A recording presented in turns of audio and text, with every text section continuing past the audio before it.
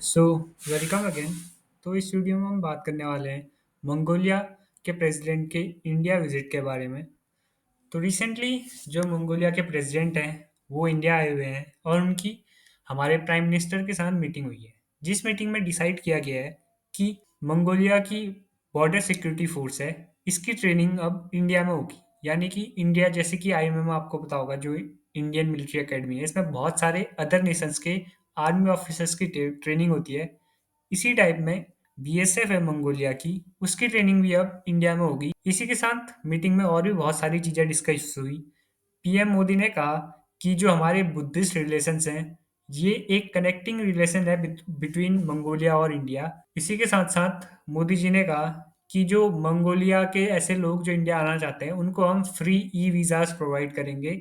और साथ ही साथ मंगोलिया में हम बहुत सारा इन्वेस्टमेंट भी करेंगे, जिससे दोनों देशों की इकोनॉमी को फ़ायदा होगा। और इंडिया से 2 बुद्धिस्ट रेलिक भी मंगोलिया को भेजेंगे, जो कि काफ़ी ज़्यादा इम्पोर्टेंट है मंगोलिया और इंडिया के लिए भी, और बुद्धिस्ट पर्सपेक्टिव से भी। इसी के साथ-साथ जो हमारे डिफेंस सेक्रेटरी हैं, उन्होंने मीडिया को बताया कि मंगोलिया के साथ हम पहले से ही बहुत सारी डिफेंस एक्सरसाइज़ेज़ करते हैं, और मंगोलिया के जो ऑफिशियल्स हैं या मंगोलिया है, उनको इंडियन आर्मी या इंडियन डिफेंस फोर्सेस के साथ जो कोऑपरेशन है, ये बहुत ज़्यादा अच्छी लगती है। इसीलिए वो लोग चाहते हैं कि जो बीएसएफ है मंगोलिया की, उसकी ट्रेनिंग भी इंडिया में ही करी जाए। इसी के साथ-साथ और भी बहुत सारे एमओयूज़ साइन हुए। टोटल 10 एमओयूज़ हमने मंगोलिया के साथ साइन किए हैं, जो रिलेटेड है इमिग्रेशन से, जियोलॉजी से और नेचुरल रिसोर्सेज से और इन्वेस्टमेंट से।